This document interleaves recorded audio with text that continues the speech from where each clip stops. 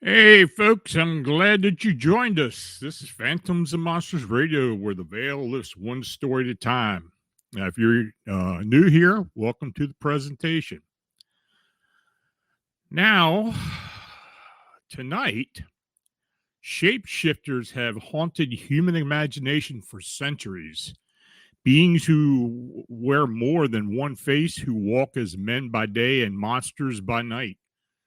From the deserts of the Southwest to the waters of the Caribbean, from the backroads of California to the outback of Australia.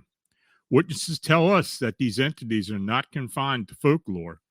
They are real and they are watching. So tonight on Phantoms and Monsters Radio, we dive into chilling encounters that blur the line between man and beast, spirit and flesh. Skinwalkers, evil mermaids, spectral bird creatures, ghostly children, and reptilian masqueraders. Are they demons, interdimensional beings, or echoes of something even older? Stay with us, and because each story you'll hear is stranger than the last, and you may leave you questioning the shape of reality itself. So let's begin. In this first account, in the heart of Taos, New Mexico, a part Apache security guard learned that legends walk under the desert moon. What started as a quiet night watch turned into a confrontation with a skinwalker that would haunt him for life. Now, in native lore across the Southwest, skinwalkers are feared sorcerers who take shape of animals by night, using dark power to stalk and torment the living. One man, J.G. Butlin, carried Apache blood in his veins in the summer of 1993 while working as a security guard in Taos, New Mexico. He found himself face to face with something he'll never forget. It was a warm June night around 2 a.m. Butlin had parked his 1978 Thunderbird beneath a tree on a hotel property. He must have drifted into a light doze, because the next thing he knew, the entire car rocked violently as if something massive had struck the undercarriage. Startled awake, he threw the car into gear and pulled forward, only to find himself staring into the eyes of a creature that defied description. It was dog-like, but wrong. Its fur was mangy, black, and tan. Its body was powerfully muscular. and muscled. Its nose was too human to be canine, and its eyes looked like a man's, but filled with darkness so deep it felt it was trying to invade his very soul. Now, Buckland's instincts screamed danger. He floored the gas, aiming straight for it. The creature bolted, darting across the road into native land, then back again, leading him into another lot and finally into an area locals called the ponds, choked with high weeds and hidden cesspools. Buckland grabbed his pistol and gave chase on foot. In the brush, he could hear it circling, trying to flank him. Then suddenly it rushed.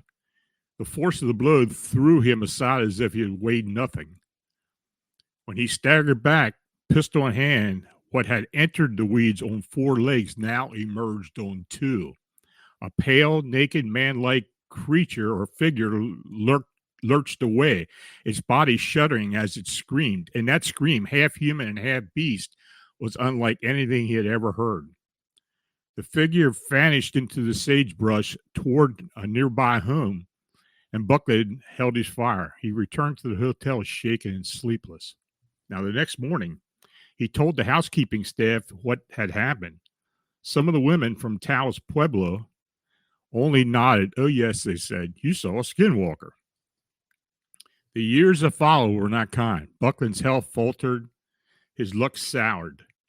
He believed a skinwalker had left a mark on him, and so he sought cleansing from a shaman named Tall Eagle Boy, who saged, rattled, and prayed over him in the old way.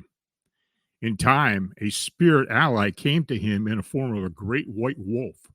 In Apache tradition, the wolf is a guardian, brave, loyal, protector of its family. Buckland believed his spirit animal helped break the skinwalker's grip. Still, he never forgot the eyes of that thing, or the way it shifted from beast to man from fleeing into the desert night. And he carried one hard-earned lesson from that encounter. When faced with such beings, the safest choice is not to engage. Because some things don't just threaten your life, they threaten your spirit. Now, this next account, a tragedy at sea led to an encounter more terrifying than the waves themselves. When divers tried to recover drowned children, something screamed from the depths, a colorful human-faced creature that snatched the dead and vanished. Now, the witness tells me the strange underworld and possibly evil mermaids are very much real. Having witnessed them once in my life, I can definitely testify to their existence. But they're not the pretty women that you often see portrayed. I live here in the Caribbean on the islands of St. Vincent and the Grenadines. Back on January 12th, 2015, a vehicle carrying school children had lost control while going down a steep hill and plunged into the sea.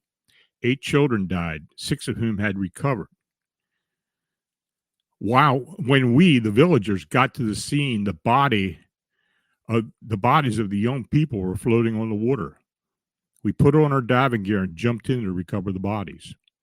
2 other men and I were trying to grab the body of one of the girls who was my cousin.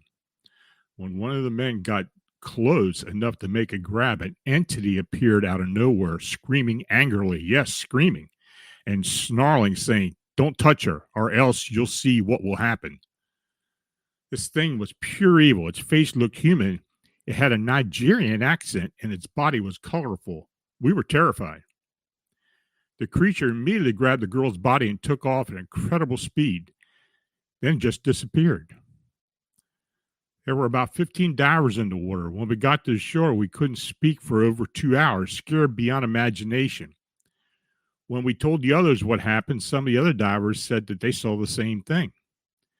The elders in the community began sharing stories about these creatures from long ago, before electricity came to our village. They said the young people were a sacrifice. From that day on, I had never looked at the ocean the same way again. I wish we had evidence to prove what we saw, but waterproof phones and cameras were not standard in our area back in 2015. To this day, the other divers still talk about it. I have stopped diving since the incident. We've been called all kinds of names, but I know what I saw and what I heard that creature say. Since then, I've been researching shapeshifters and related topics on the internet, and a lot of information has led me to Africa. I've also developed an interest in Nigerian movies that depict these themes. I understand the frustration of not having the evidence to support our claims. Now, until now, we haven't found those two girls' bodies. The Coast Guard searched for almost a month, and we searched the rocky beaches for miles over several weeks. About a year ago, a couple of friends and I went night fishing. When we got to the beach in our area, we heard a sound that was almost like someone or something wailing in the water just off the shore. It frightened us. For nearly a minute or two, we stood there unable to move or say anything. Our seas are rocky and shallow. When I got home, I was scrolling through Facebook and saw a video that someone posted of a fishing vessel experiencing the same sound. He was then visited by the CIA or someone related to that video. So I don't know exactly what happened. That's how it ended. I didn't get a follow-up on it, but I doubt that it was CIA, but who knows? You never know what it is. I want to thank Mortal Clown for their donation. Much appreciated. Now, the next account. Sometimes the night itself seems to breathe, and in the silence, something stirs. A couple walking their dogs in rural California discovered that silence can herald the beating wings of an impossible predator. The witness states, my husband and I own 2 dogs and take them for a walk for an hour every evening after work. We live in a rural area in Duluth, California, which can feel a bit eerie at night, especially when there's no moonlight, leaving it pitch dark. Now, this incident occurred before daylight saving time changed. My husband and I were on our usual nightly walk on a particular night deep in the rural part of the trail, about 2 miles from any homes. Suddenly, we felt an unsettling sensation. Nature went silent. The frogs stopped croaking, and the usual noises from bugs ceased altogether, plunging us into an eerie quiet. I remarked, that's strange. There must be a predator nearby. Just seconds after I said that, we heard the sounds of enormous wings flapping, as if something was about to land. We felt the wind generated by this massive creature, and then we listened to a large sycamore tree branch crack under its weight. I can't even describe the power of those wings. It was a calm, still night with no wind, yet the force from the wings was strong enough to blow my long hair around. We both sensed a presence that felt evil and menacing. So we started running, and neither of us dared to look back. At that moment, we saw something flying away overhead. It didn't appear to be a large bird. Its wings flapped unnaturally as it lurched upwards. My husband is a true skeptic, but even he couldn't rationalize or explain what he had just witnessed. He even shared the experience with his coworkers and friends. Since then, he has outright refused to walk in that area. This isn't the first time I've seen something unusual in that region. Last summer, I spotted a shadow figure that was darker than black, resembling a large cat-human hybrid. It emerged from the creek and climbed up a massive tree before disappearing. It appeared to have wings. After that, we experienced a series of 3 really unsettling events. Perhaps it's a story for another time, but my point is that something strange is happening in that area. Any thoughts on what it could have been? The week it happened, I had been telling my husband a shapeshifter, so I wonder if it was unwittingly attracted. I unwittingly attracted something. I have abilities and have always been susceptible to experiences like this, but this one honestly freaked us out. I guess it could have been an attraction. I don't know, but that was a pretty creepy story.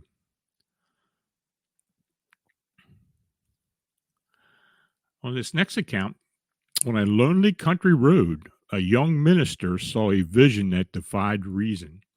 From ghostly figures to a gray-skinned child peering from a drainage pipe, the encounter tied back to whispers of black magic and tribal history. Now, the witness tells me this is a true story that happened to me many years ago when I was in the ministry. I had taken my grandfather out for an evening sporting event. We lived in the countryside of southern Colorado, and I drove him back home around 11:30 or 12 o'clock midnight after the event ended. Now, as I was coming down a country road, I noticed something stirring the horses in the field. Since those were our horses, I decided to park my car just past the bend on the road. I walked back to the bend and looked over the barbed wire fence to see what was disturbing the horses.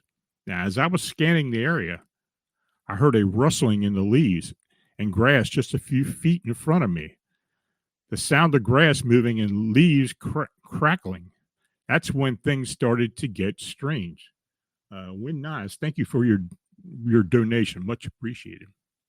Now, as I looked into the weeds and grass, I saw what appeared to be a vision of a man and a woman lying there. I thought to myself, this is silly. I've stumbled onto a couple wanting privacy in the middle of the night. I couldn't really comprehend what had happened. When I looked again, the two figures seemed to shrink in size, transforming into something black, white, and furry, and it darted right past me. As it came closer, I noticed a water pipe that ran from the ditches under the dirt road into the drainage area. Now, confused, I turned my attention to the end of the pipe, and to my astonishment, two little hands emerged and grasped the edge of it. Then a little boy's face appeared from the pipe. His face was a ghastly grayish white, and he had black fur where his hair should have been. He looked straight at me, and I looked back at him in shock, and then he quickly retreated into the pipe. I felt scared and bewildered after experiencing something so startling. Now, initially, I thought I had walked into something strange, and then everything shrank away from me. I didn't know what it was I had seen, and after seeing that little face emerge and disappear, I hurried back to my car, started it up, and then I paused and thought, wait a minute. You're a divinity student. You're a minister. Nothing can harm you. So I turned off the car, went back to the bend, knelt, and began to pray. After saying a few prayers, I got back up, returned to my car, and drove away. Now, the next day, I told my grandfather about what had happened. He replied that he didn't want to share his own thoughts. Instead, he wanted me to tell my father the same story to see what he would say. I went home and relayed the incident to my father. He then told me that many years ago, he and my grandfather had lived at that farmhouse. There used to be a small one-bedroom house right at the bend. That same bend is where I had seen the vision, and the woman there had lost her child. They heard that she had turned to black magic in an attempt to connect with her deceased child. One time, while she was performing a ritual, my father and grandfather saw a fireball emerge from the house. It rolled across the yard and the gravel area before jumping over the fence and moving toward the field right about where the horses were. I know it sounds like a fantastic story, but it's true. I believe what I saw emerging from that pipe was the ghost of that little boy. Now I do wonder if there was an overall connection between the woman conjuring spells and black magic. You know, this area is once part of the Southern Ute people's range before the Spanish disturbed things.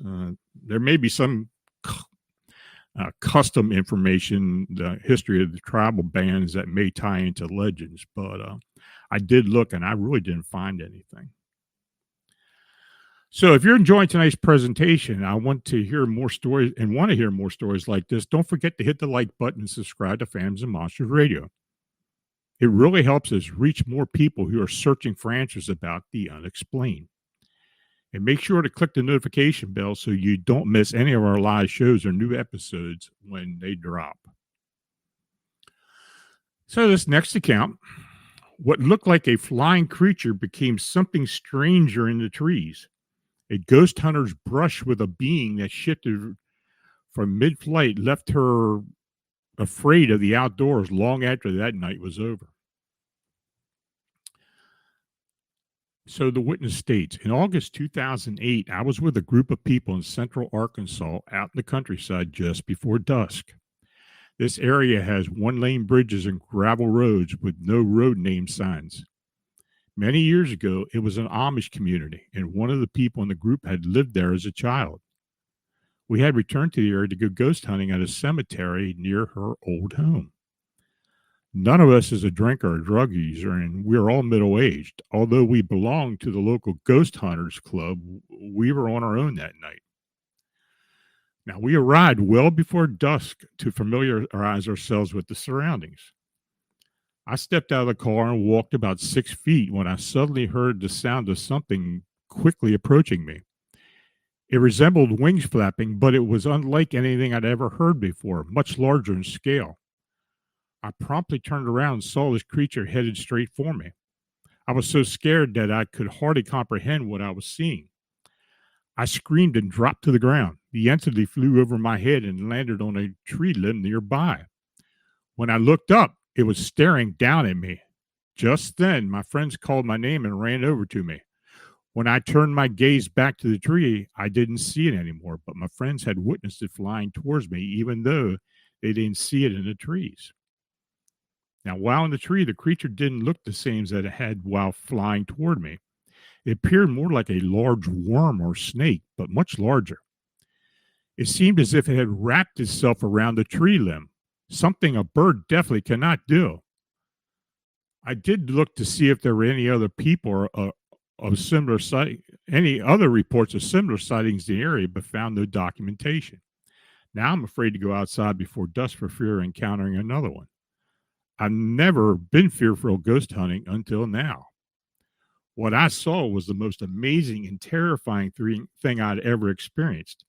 I pray I never see it again. Do you have any idea what this creature might have been? A shapeshifter, a thunderbird, or perhaps a demon? I genuinely have no idea. And I don't either. It was some type of shape-shifting entity of some type. But as you can hear with these reports, there's a lot of different things out there. So this next account, a morning walk turned into a nightmare when a figure in black shadowed a couple at a fixed distance. Its shape shifted with every glance until it simply vanished on an open road. Now, the witness tells me my husband and I went on our first walk this morning after moving to the country in West Texas. It's not the kind of country where your nearest neighbor is miles away, but trees and empty fields surround us. As we got about 35 feet away from the road near our house, we noticed a humanoid figure standing on the road simply watching us. It appeared to be someone dressed entirely in black, staring at us from the left side of the road. As we walked closer, we realized it was turning away from us. No matter how fast or slow we walked, it maintained the same distance from us. When we stopped moving, so did the figure. What seemed to change was its shape. As we approached, we saw it hobbling like a drunk person. If we looked away, it would move to the opposite side of the road and assume a completely different shape, resembling a dog or a small animal. When we got closer, the creature was further ahead by a hill. It began to change shape again, developing stick-like legs. It walked, but it didn't bend at its knees, almost as if it were on stilts. We slowed our pace and it started to walk over the hill, still shifting its form. When we reached the hill, we looked ahead to see what shape the creature had taken, but it had vanished. There was no trace of it in the distance, and we could see for miles, and no sign that it had been there at all.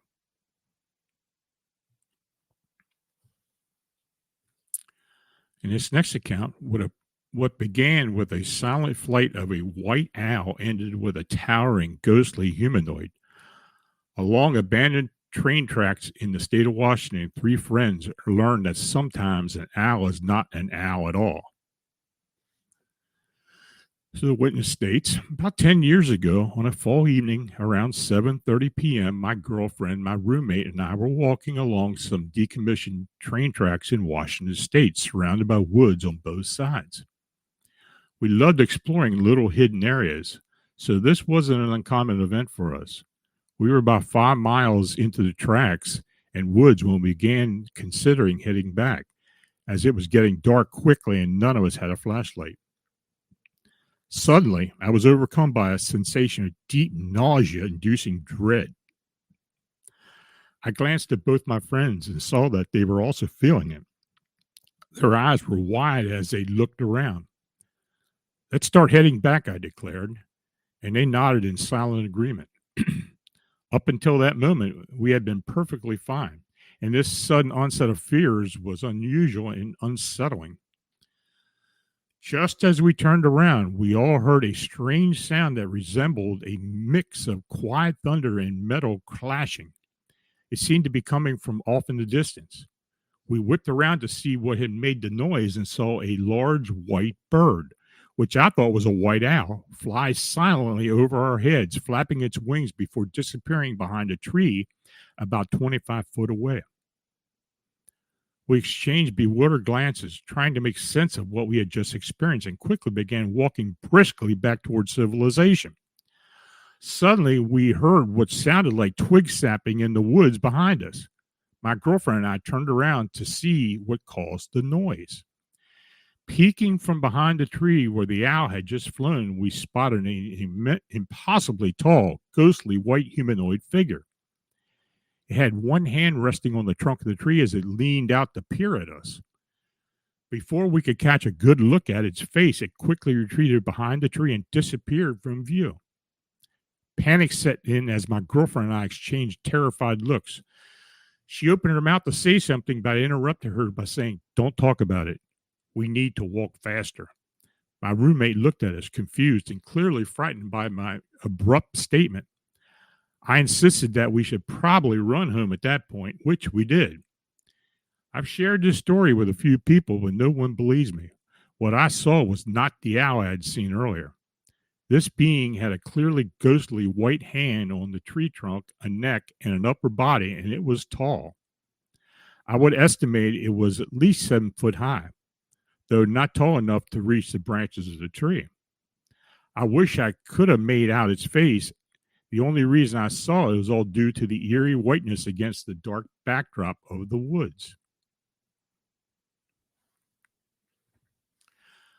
So in this next account, 4 girls on a midnight walk meet a figure on the path. A man in black who dissolved into haze, shrank into a strange animal, and then disappeared. Was it a yali? Was it a hairy man or something more elusive? Good day. I'm an Indigenous Australian woman, 38 years old. Due to colonization, I'm not what one might consider a full blood, but I still identify as Indigenous. Growing up, I heard stories about yalis and hairy men. Now, yalis are small, meerkat-like creatures, while hairy men are similar to what many describe as a Sasquatch. Now, when I was 17 years old, my cousins and I would spend holidays with our family in a town that had a large indigenous population. We were there mainly for the boys. One particular summer night, we decided to walk into town. Our family lived about 2 to 3 kilometers out of town, but the highway was well lit and a paved path that ran alongside a cleared field. The grass was unkept, somewhere between freshly mowed and overgrown. We began our trek home around midnight. There were 4 of us girls, with 2 in front and 2 behind. After walking about 100 meters out of town, my cousin in the front noticed what looked like a large man wearing a long black coat and hat walking towards us about 150 meters ahead. The path was straight and lined with streetlights, and we hadn't been drinking or smoking anything. We paused and wondered aloud, "Who's that?" As we debated whether or not to continue, I kept my eyes fixed on this person. The discussion stopped once we noticed that the figure had suddenly turned into a kind of haze or fog.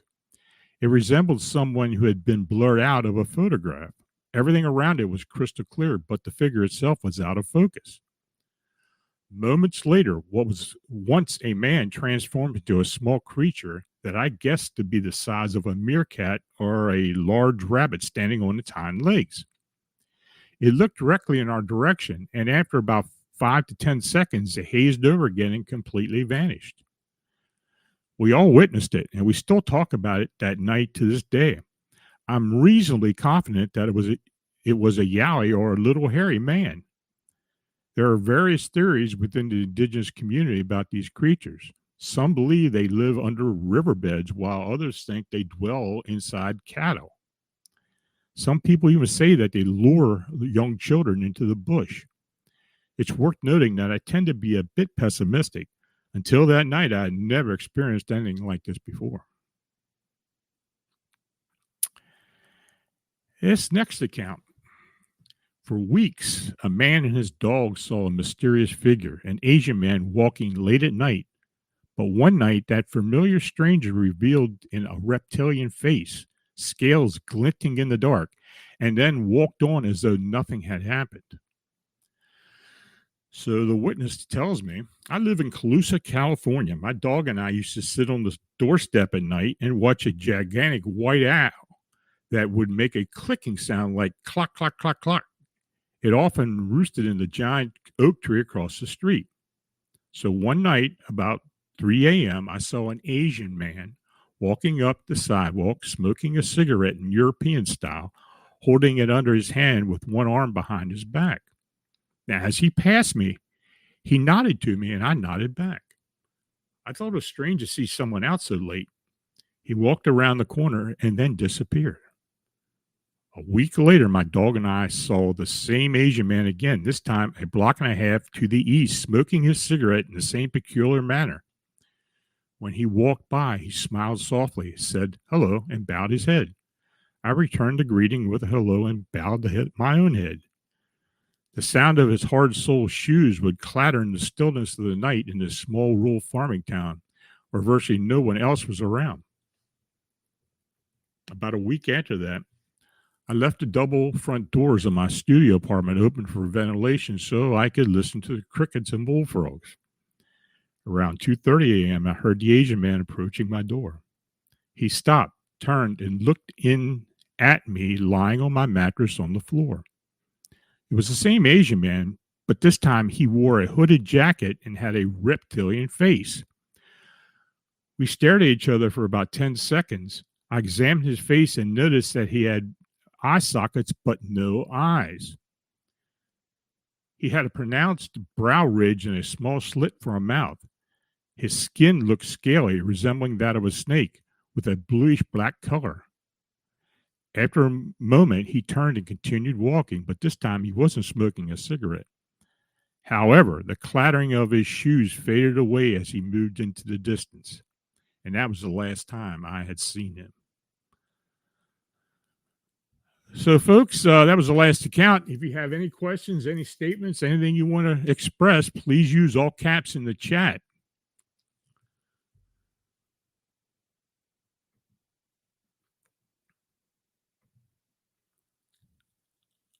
Anybody got any questions or anything?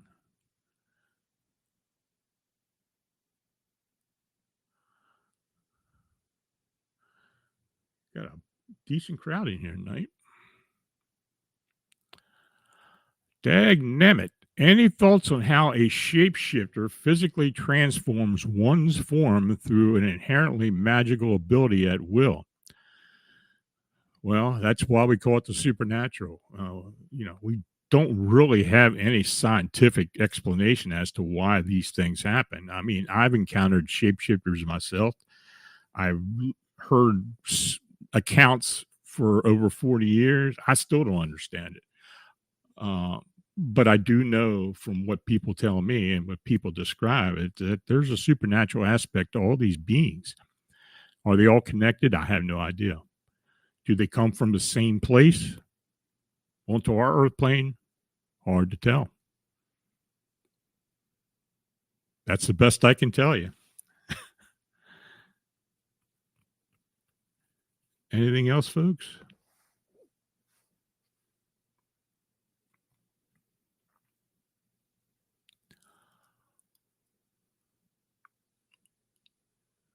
Okay. Dagnammit asked again, can monsters shapeshift to look like specific humans in order to trick their victims? I do recall a few accounts where that has actually happened, where people swear that they seen something or someone shapeshift into someone they know. Many times it's similar to doppelganger sightings. I've heard it from all sides. So, yeah, I mean, I guess they do have the ability to move in and out as they wish or to take the form they wish. Dude, where's my UFO? Any thoughts on portals? Well, I personally believe they exist. I've always thought that there was some type of gateway abilities through some beings to go from other dimensions into our Earth plane. I was more convinced after I started investigating the Mothman, Chicago Mothman sightings or the winged humanoids, because so many people had mentioned about seeing these things suddenly appear like out of an invisible doorway and vice versa, just either manifesting or vanishing. Um, I think it does. I think there is something to it. Maybe one day we'll find out. Hopefully, I would really like to know. Sir Wolf, hi Lon. How long has the pale crawler been in folklore? I guess there have been versions for many, many years. The sightings of the pale crawlers that we get nowadays, I'd say about 15 to 20 years.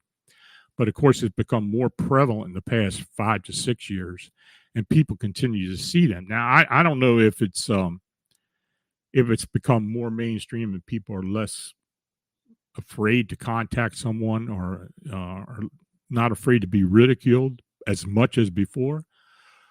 But they're very creepy sightings, and whatever these things are, and of course, there's something else we don't know. I wrote a book about it. I have no idea what it is. So, is it connected to other entities, other cryptids? No one really knows.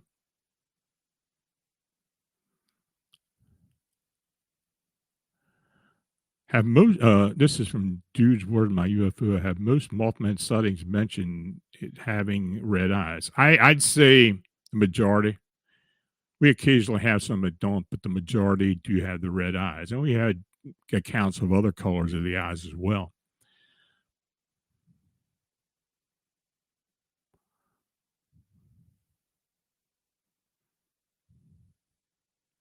Al Alex Alexis Chaston, have you ever done any shows on premonitions? Yeah, I have. Yeah, I have. And maybe it's time to do another one. I had to see what I have available. Marla Snyder, do you think not deer may be shapeshifters? Um, I guess it's possible. I think most of the witness sightings that I've received are haven't involved any type of shape shifting. But yeah, it's entirely possible, I assume.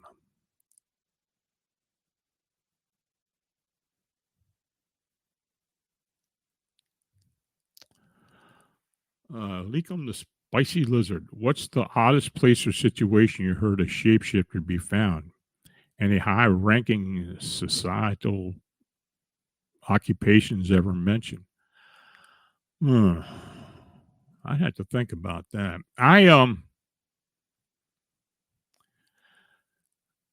Most shapeshifting that I hear about is of a human-like being transforming into an animal species, though the animal species is much different than something that's indigenous. As far as an occupation, occasionally, I guess a lot. I'd say most of the sightings are realized by people who work at night or doing security work that stumble upon something like that. Um, Many times when people have UFO encounters or see something coming out of a craft, that at some point sometimes they do change into another form.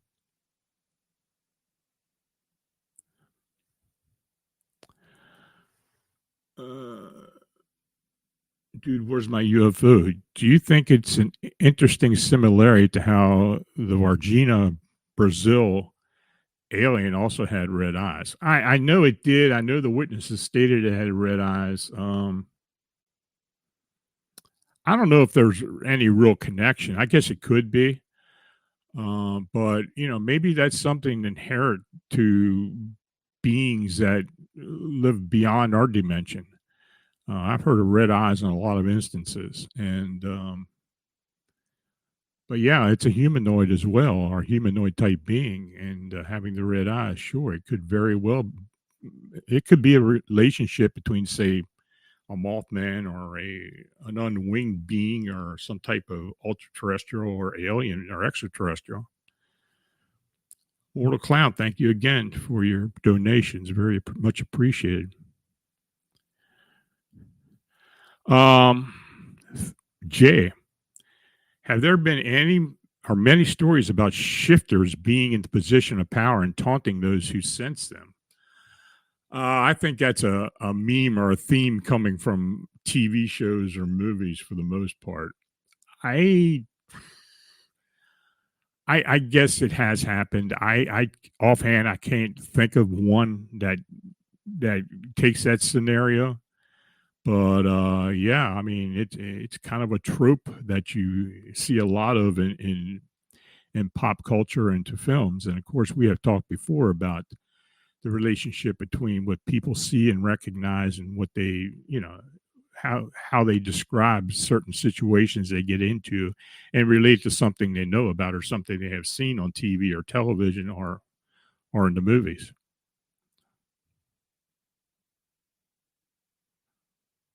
Anything else, folks?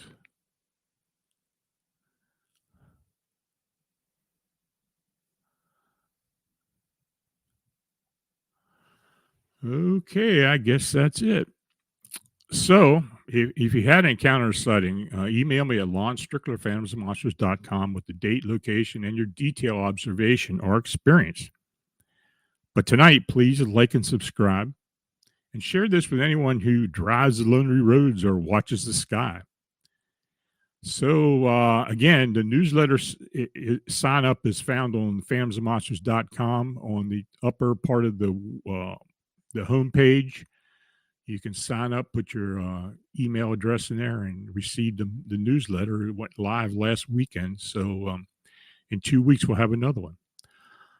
So, until we meet again, stay safe, stay curious, and keep looking up.